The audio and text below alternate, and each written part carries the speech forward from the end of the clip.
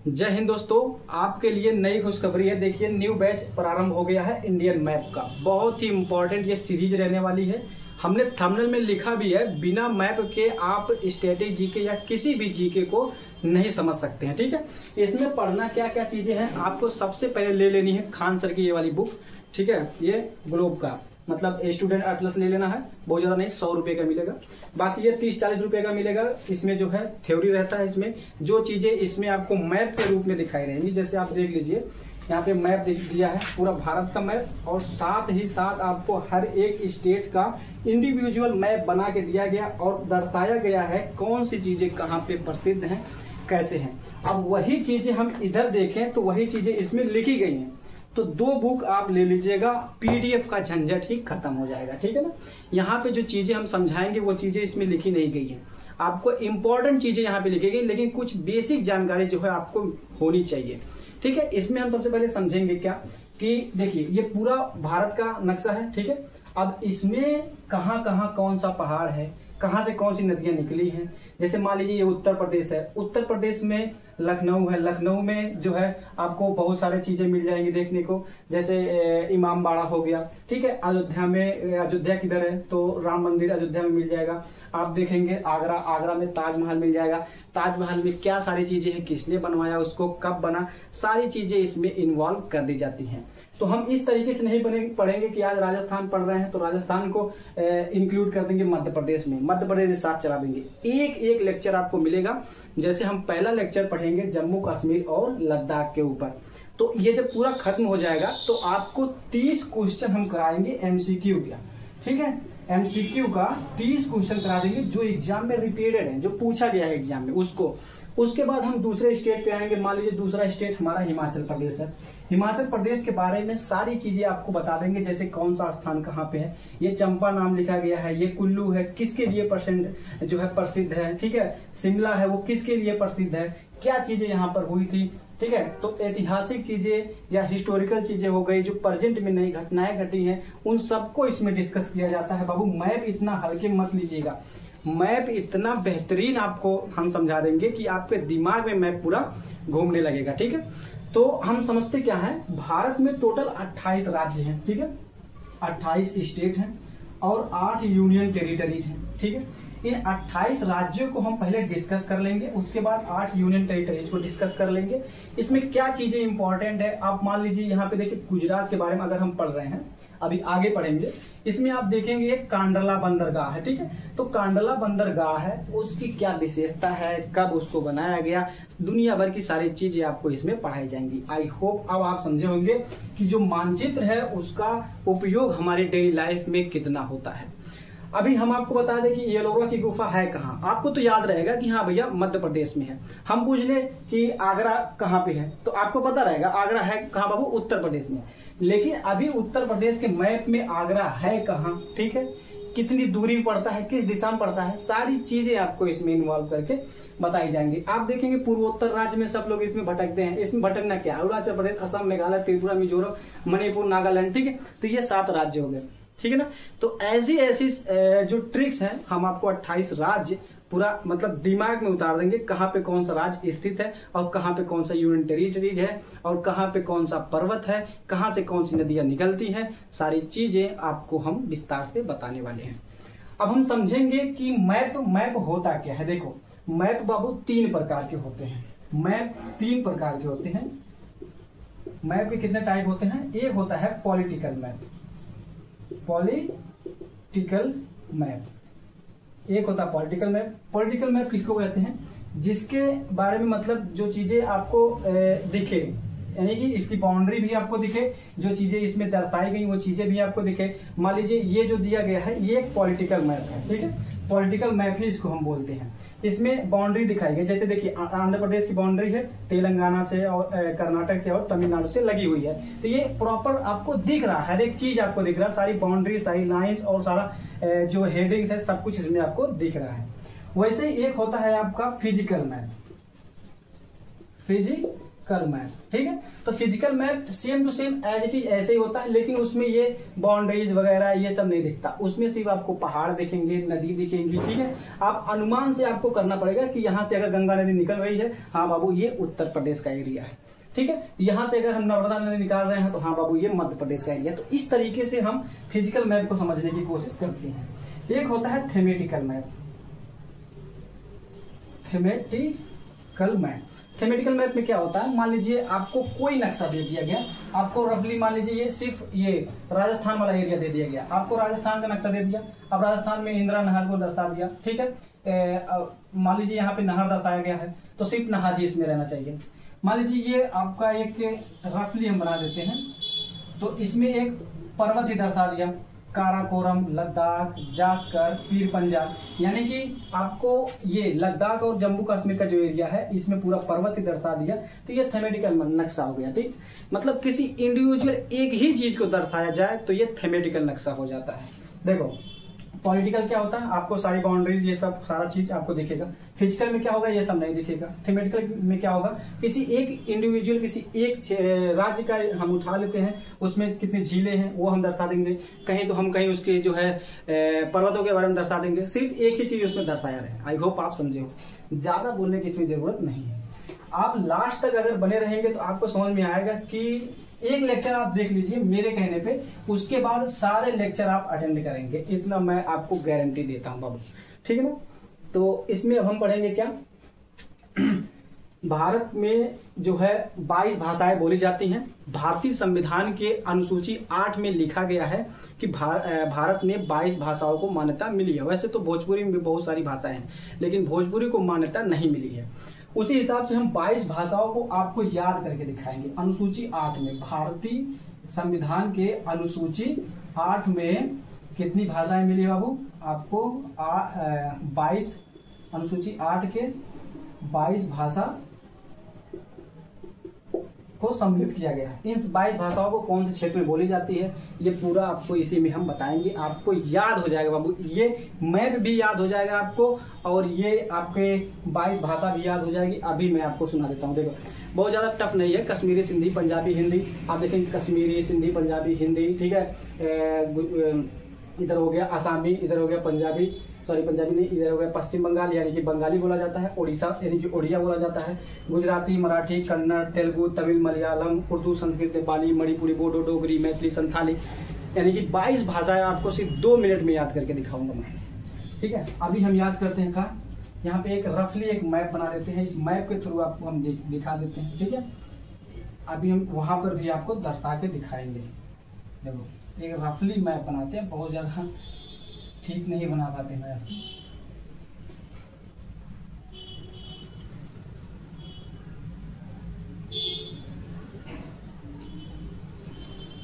चलो हो गया,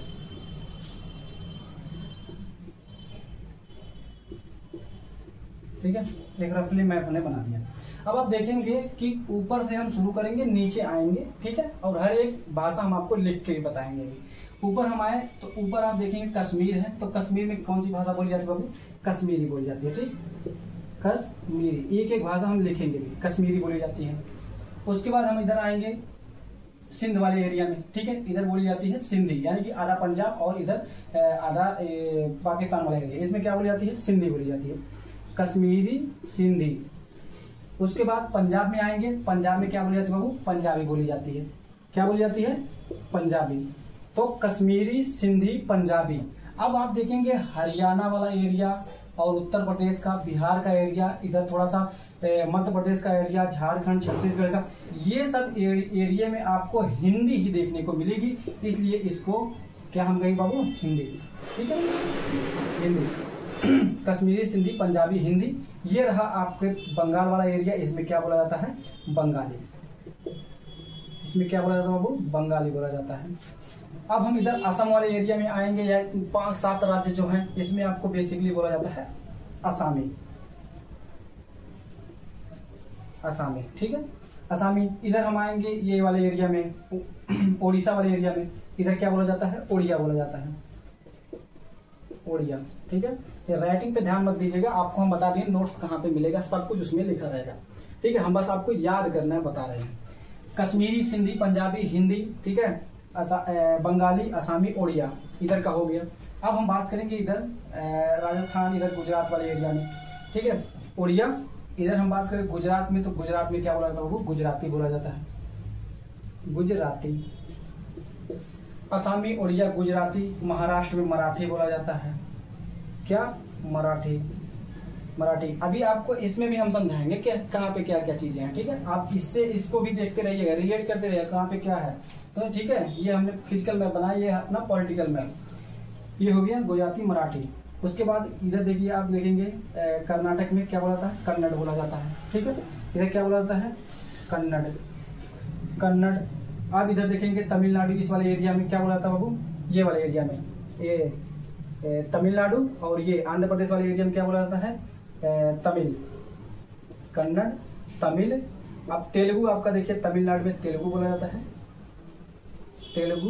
अब ये कर्नाटक में आपका बोला जाता है मलयालम, मलयालम, ठीक है। इधर बोला जाता है आपका मलयालम। ये सारी चीजें हो गई। अब कुछ चीजें अभी कुछ बचा है जो कि मतलब डायरेक्टली आपको उसमें अनुसूची 8 में लिख दिया गया है, वो किसी एरिया में मतलब इसमें हम नहीं बता सकते, ठीक है ना। इसलिए जैसे आपका हो गया संस्कृत, हो गया, संस्कृत कहाँ बोली जाती है, संस्कृत लैंग्वेज है बाबू, ठीक है ना, वो किसी धर्म या किसी जाति पे आधारित नहीं है, ठीक है।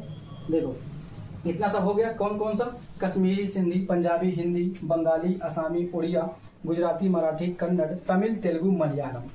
अभी जो बचा है उर्दू, इसको ध्यान से देखिएगा, उर्दू, संस्कृत, उर्दू, संस्कृत, नेपाली, मणिपुरी, नेपाली, मणिपुरी, उर्दू, संस्कृत, नेपाली, मणिपुरी, कोंकणी, कोंकणी, बोडो, डोगरी, मैथिली, एक है संथाली, ठीक है। या तो इसको हम यहाँ पे लिख देते हैं, मैथिली, संथाली, ठीक है। इसको याद करिए। देखिए कश्मीर और ये पंजाब, कश्मीर और लद्दाख वाले एरिया में क्या बोला जाता है, कश्मीरी बोला जाता है। आधा पंजाब और इधर पाकिस्तान वाले एरिया में क्या बोला जाता है, सिंधी बोला जाता है। पंजाब में पंजाबी बोला जाता है। अब आपको हमने बताया कि उत्तर प्रदेश, आधा मध्य प्रदेश, बिहार और ये झारखंड से थोड़ा सा एरिया जो है ये बाबू हिंदी बोला जाता है। फिर बंगाल में तो बंगाली बोला जाएगा। असम वाले एरिया में जो 7 राज्य हैं उनमें बाबू असमी बोला जाता है। और उड़ीसा में उड़िया बोला जाता है। गुजरात में गुजराती, महाराष्ट्र में मराठी, कन्नड़ आपका देखिए कर्नाटक वाले एरिया में कन्नड़ बोला जाता है। तमिल, तेलुगु, मलयालम आपका जो केरल वाले एरिया में बोला जाता है। बाकी देखिए उर्दू, संस्कृत, नेपाली, मणिपुरी, याद करिए उर्दू, संस्कृत, नेपाली, मणिपुरी, ठीक है, ये भी भाषाएं बोली जाती हैं। फिर है कोंकणी, बोडो, डोगरी, मैथिली, संथाली। उर्दू, संस्कृत, नेपाली, मणिपुरी, कोंकणी, बोडो, डोगरी, मैथिली, संथाली, ठीक है ना। उर्दू, संस्कृत, नेपाली, मणिपुरी, कोंकणी, बोडो, डोगरी, मैथिली, संथाली। आपको या तो पेयर करके लिख सकते हैं, उर्दू, संस्कृत, नेपाली, मणिपुरी, कोंकणी, बोडो, डोगरी, मैथिली, संथाली। पहले 2 उठाइए, फिर 3 उठाइए, फिर 4 उठाइए।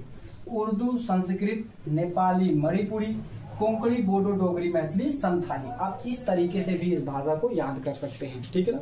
अभी फिर से सुनाइए, देखिए आप मन में याद रखिए, ऐसे एक एक शब्द लीजिए। जैसे क्या हो गया, देखो कश्मीरी, आप ऐसे मतलब एक पेन लीजिए और एक कॉपी लीजिए, ऐसे लीजिए, कश्मीरी, सिंधी, पंजाबी, हिंदी, बंगाली, असमी, उड़िया, गुजराती, मराठी, कन्नड़, तमिल, तेलुगु,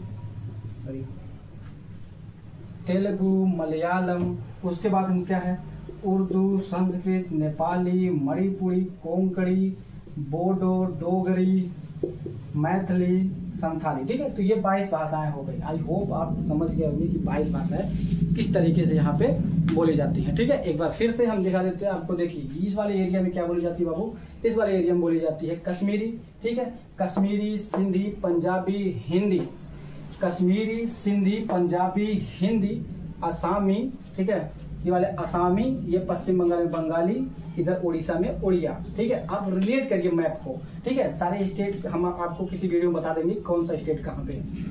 तो ये हो गया गुजराती, मराठी, कन्नड़, तेलुगु, तमिल, मलयालम, ठीक है। उसके बाद है उर्दू, संस्कृत, नेपाली, मणिपुरी,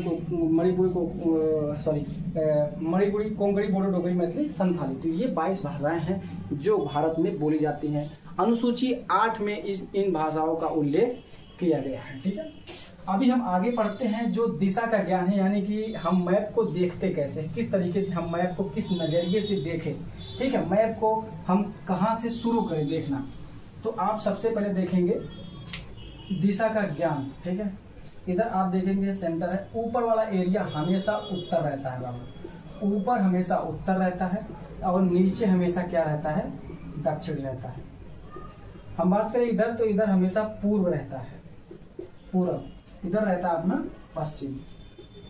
ठीक है, अब इसी को हम अगर इसी पे अप्लाई कर दे, ऐसे करके रख दे, चलो ठीक है, हो गया, रख दिया। ठीक है, तो ऊपर क्या हो गया, उत्तर नीचे हो गया, दक्षिण इधर हो गया, पूर्व इधर हो गया, पश्चिम। ठीक, अब वहीं पे हम बात करें, आप मान लीजिए कि आप मध्य प्रदेश में हैं, मध्य प्रदेश में इसी एरिया में हैं, या तो मान लीजिए आप यूपी में लखनऊ में बैठे हुए हैं। ठीक है, आप यूपी में लखनऊ में बैठे हुए हैं। अब आपको जाना है मुंबई, तो आपको कोई पूछ लिया कि मुंबई किस दिशा में है, तो आप नहीं बता पाएंगे। क्यों? क्योंकि आपको ये मतलब बताया नहीं किसी ने। तो आप देखेंगे यहाँ से हमको आना है मुंबई, तो मुंबई महाराष्ट्र, तो हम आ गए महाराष्ट्र में। मुंबई है कहाँ? तो मुंबई इस एरिया में पड़ता है बाबू, देखो मुंबई ये पड़ता है। तो यहाँ से हम इधर जब आएंगे तो ये किस डायरेक्शन में पड़ेगा, तो उसी डायरेक्शन को हम देखते बाबू बोलते क्या है, उसी डायरेक्शन को हम दक्षिण और पश्चिम बोलते हैं। इसी को हम पश्चिम और दक्षिण भी बोल सकते हैं, लेकिन हम बात करें उत्तर और दक्षिण की, इसी को मान्यता ज्यादा मिली है। आप अगर पढ़े लिखे नहीं है तो आप बोल सकते हैं पश्चिम और दक्षिण, लेकिन आप जियोग्राफी के स्टूडेंट हैं, आपने पढ़ाई की है, तो आपको दक्षिण और पश्चिम ही बोलना पड़ेगा। तो मुंबई, लखनऊ से हम आएंगे मुंबई, तो ये किस दिशा में बाबू, ये दक्षिण और पश्चिम के दिशा में है। ठीक है ना। अब इधर हम बात करें तो इधर हो जाएगा उत्तर और पूरब, उत्तर और पूरब, पूरब और उत्तर भी हो सकता था, लेकिन हम ज्योग्राफी के स्टूडेंट हैं, इसको हम उत्तर पूरब बोलेंगे।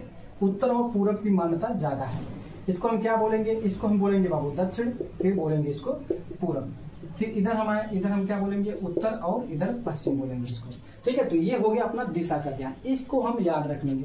अभी हम मान लीजिए यूपी में हम कहीं बैठे हैं, हमको जाना है किधर, आप ही कोई नाम बताइए। चलिए ठीक है, मैं बताता हूँ हमको जाना है हैदराबाद, जहाँ पे चार मीनार है। ठीक है, हैदराबाद जाना है। तो देखिए लखनऊ से हैदराबाद निकलने के लिए हमको किस डायरेक्शन में जाना है, दक्षिण के ही डायरेक्शन में जाना है। ठीक है ना, ये हल्का सा इधर आएगा लेकिन वो दक्षिण में ही जाएगा।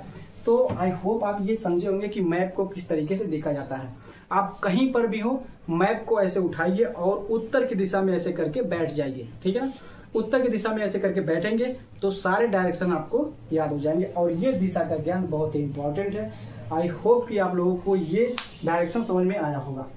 ठीक है, या पहले से पता होगा, ये पता होना चाहिए। इतनी सारी चीजें आपको कॉमन चीजें, ये सब पता होनी ही चाहिए। अभी हम बात करेंगे अब जम्मू कश्मीर और लद्दाख के बारे में। ठीक है, जम्मू कश्मीर और लद्दाख के बारे में हम बात करेंगे। अब अपना स्टेट मतलब स्टार्ट हो जाता है। अभी तो हम कुछ ऐसे ही मतलब जो चीजें हैं, मतलब इम्पोर्टेंट चीजें, उसको हम डिस्कस कर रहे थे, क्या भाषा बोली जाती है, कैसे इसको हम समझा जाए। ठीक है, इसके बाद आप ये क्लास अगर देख लेंगे, इसके बाद आपको आंख बंद करके ये क्लास दिखेगा। ठीक है, क्लास पूरा अटेंड करना। इसमें अब हम समझेंगे कि जम्मू एंड कश्मीर के बारे में। ठीक है, जम्मू कश्मीर, जम्मू कश्मीर एंड लद्दाख के बारे में, जम्मू कश्मीर एंड लद्दाख के बारे में हम समझेंगे। इसमें हम बात करें सबसे पहले कि आप देखे होंगे कि पीओके, पीओके बहुत नाम आता है, पीओके पीओके। तो आप समझ लीजिए कि पीओके को कैसे किस तरीके से बांटा गया, सारी चीजें आप समझ लीजिए आज पीओके के बारे में। जम्मू कश्मीर में हम बात कर रहे हैं, उसके बाद हम बात कर रहे हैं पीओके की। ठीक है, आप इसको देखिए, पीओके जिसकी राजधानी कहाँ बाबू, पीओके की राजधानी है मुजफ्फराबाद। ठीक है, राजधानी कहाँ पे है, राजधानी है इसकी मुजफ्फराबाद, मुजफ्फराबाद। यहीं पर आतंकवादियों को ट्रेनिंग दिया जाता है। ठीक है ना, पाकिस्तान वालों को। फिर हम बात करें पीओके, पीओके को कब कब्जा किया, मतलब ये तो है भारत का, लेकिन इसको पाकिस्तान ने अवैध रूप से 1948 में कब्जा कर लिया था। 1948 ईस्वी में अवैध रूप से कब्जा कर लिया था, अवैध रूप से कब्जा। ठीक है, अवैध रूप से कब्जा कर लिया।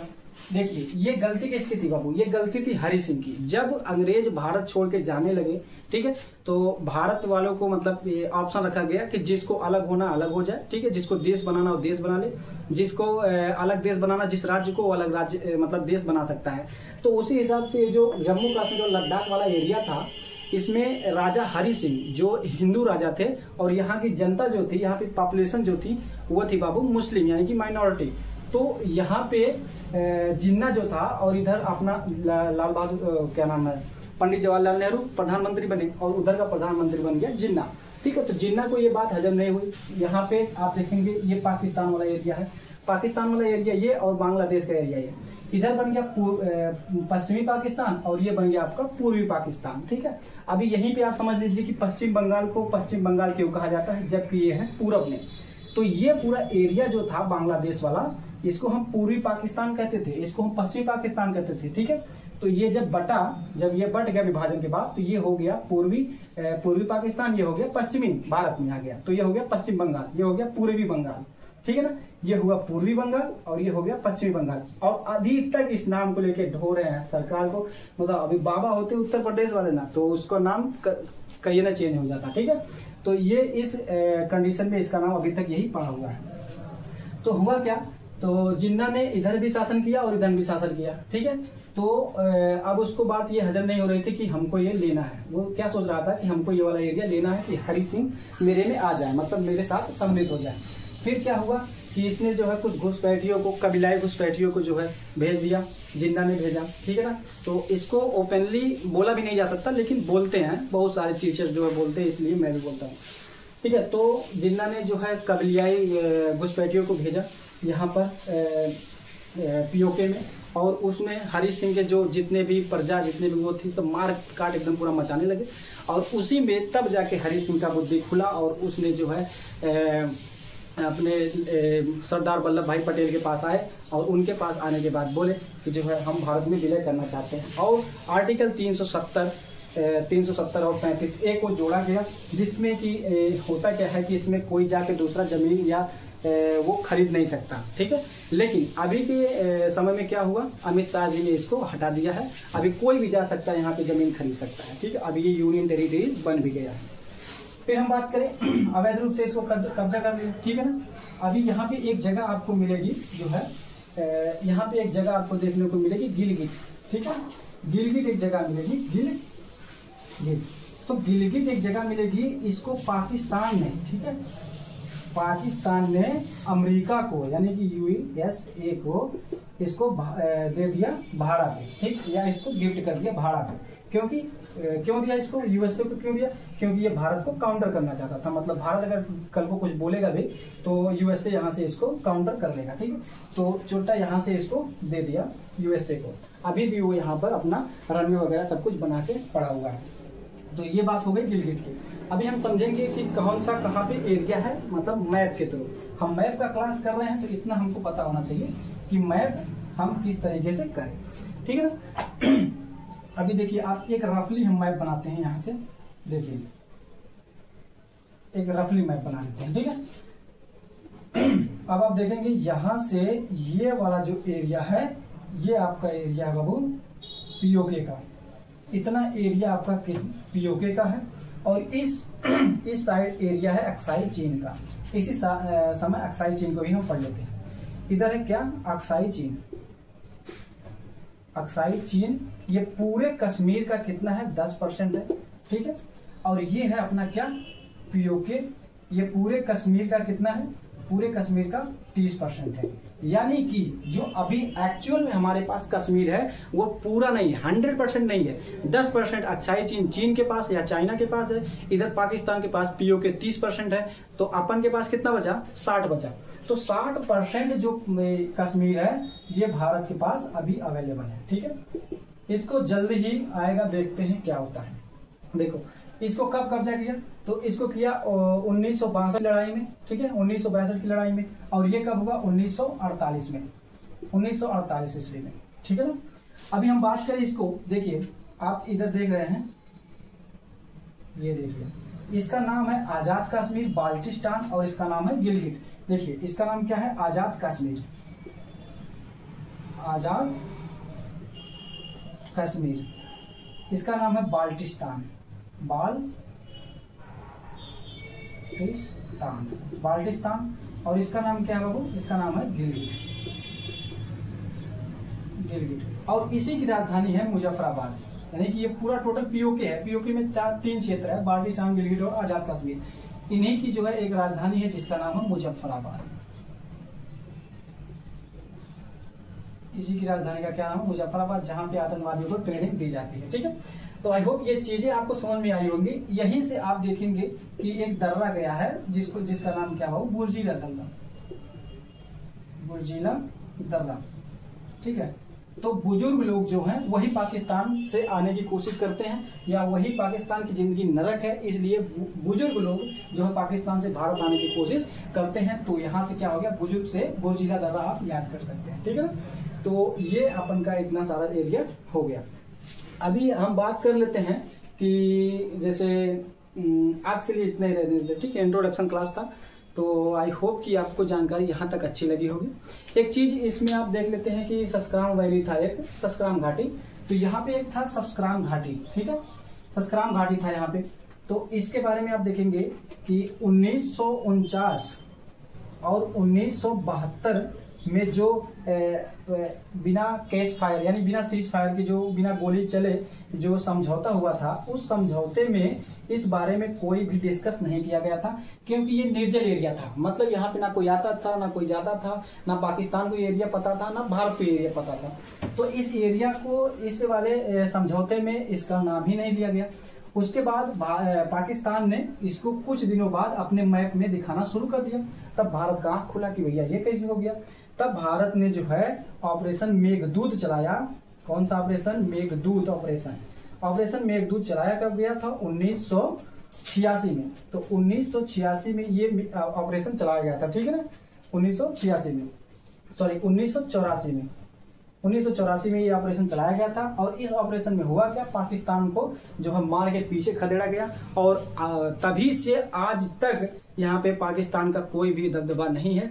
अभी भी पाकिस्तान और इंडिया की दोनों ही आर्म फोर्स वहां पे रहती हैं, लेकिन सबसे ज्यादा वर्चस्व जो है वो इंडियन आर्मी का ही है, यानी कि भारत का ही मुख्य वर्चस्व वहां पे स्थापित है। ठीक है, तो अभी तक यहाँ पे कोई लड़ाई वगैरह वो सब नहीं हुआ। और सबसे ठंडा और सबसे ऊंचा युद्ध का स्थल है ये सियाचिन। आपको बात करें हम इसकी, हाँ, तो ये सबसे ठंडा और सबसे ऊंचा जो है युद्ध का स्थल है। ठीक है ना, फिर आगे हम बात करें सियाचिन की।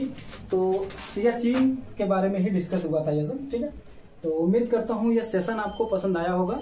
जो चीजें मेरे से मिस हो गई हैं उसके लिए मैं क्षमा प्रार्थी हूँ।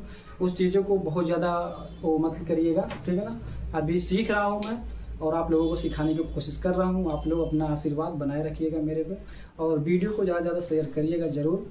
कुछ उम्मीद के साथ मैं बोलता हूँ, इस बैच में हम सोच रहे हैं कि इस बैच को खत्म कर दें। मतलब ये मेरा लाइफ का पहला बैच है जो मैं मतलब ऑन बोर्ड आया हूँ। फिर कोशिश करते रहेंगे, हार ना मिले। ठीक है, तो मिलते हैं नेक्स्ट वीडियो में नेक्स्ट टॉपिक के साथ। तब तक के लिए जय हिंद, जय भारत।